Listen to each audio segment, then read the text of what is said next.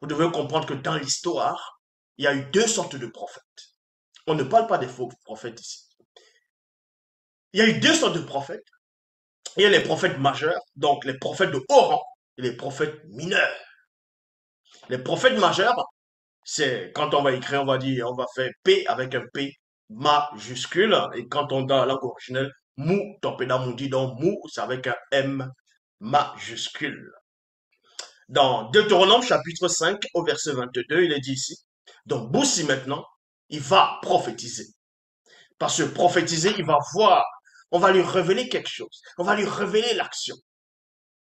On va dire ici, dans Deutéronome chapitre 5 au verset 22, mais dans les temps futurs, l'Oba enverra à vos descendants un puissant prophète comme moi. Il y a virgule ici, Boussi.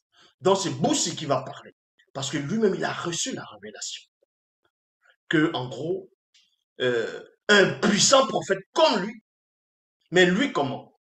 Parce que c'est là où maintenant l'identité de ce prophète-là, que Boussi a annoncé, donc l'identité de ce Moutapeda Moundi, que Boussi avait annoncé, va troubler beaucoup de personnes. C'est là où vous allez voir qu'il y a plusieurs débats maintenant. D'autres diront non, c'est un prophète qui a été annoncé dans l'islam, c'est un prophète qui a été annoncé dans le judaïsme, d'autres dans le christianisme. Bref, chacun va essayer de donner ses théories en fonction de ses connaissances ou de sa soi-disant révélation. Mais la seule révélation clé va sortir de la bouche de celui qui va annoncer la venue de ce prophète. C'est Boussi lui-même en question qui est la source. Il va donner l'identité de ce prophète. Il va donner la description, même visible, de ce prophète-là, pour mettre tout le monde d'accord. Je répète, dans Deutéronome chapitre 5, au verset 22, il est dit ici, dans le temps futur, l'Oba enverra à vos descendants un puissant prophète comme moi. Il y a virgule Boussi. Il y a virgule. Qui sera un homme noir comme nous. Parce qu'il s'adressait au peuple. Et ce peuple-là, ils vont prendre l'histoire de ce peuple. Ils vont introduire à ce peuple dans les Canaan. Ils vont dire que ce peuple, c'était le peuple d'Israël. Mais en réalité, vous comprenez que la spiritualité est une question de race. Ça, je l'ai déjà dit depuis. Donc, Boussi, ce qu'on va appeler Moïse ou Moussa ou Moïse, c'était un noir. Est-ce que vous comprenez?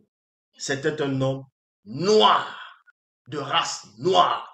Son père était noir, sa mère était noire. Toute sa famille était noire. Donc, c'est ce Moïse-là qui va annoncer la venue d'un puissant prophète majeur, noir comme lui. C'est pour ça qu'il dit ici, un prophète comme moi. Mais dans les Bibles actuelles classiques, ils ont pris ce passage, ils ont juste dit un prophète comme moi. Ils n'ont pas voulu. Ils ont fait sciemment de ne pas donner l'identité de ce prophète-là. Ils ont fait ce qu'on appelle la notion de la christocentrisme pour centrer le faux Jésus, c'est-à-dire le faux Christ, ce soi-disant Jésus inventé dans toute forme de prophétie majeure pour vous faire croire à du n'importe quoi. Et ça les rattrape. Dans le vrai Moïse, qui est Boussi, il va prédire, il va donner la révélation, il va percer la vision, il va donner l'apparence de ce prophète qui doit venir. Donc il dit ici, un puissant prophète comme moi, virgule, Boussi, virgule, qui sera un homme noir comme nous. Deux points, ils écouteront ce qu'il leur dira. Il y a point ici. Et ça ne s'arrête pas. Parce il est au milieu du peuple, il est parmi le peuple, il va donner la prédiction, il va donner la révélation, parce qu'il va révéler l'action, l'identité de ce prophète déjà.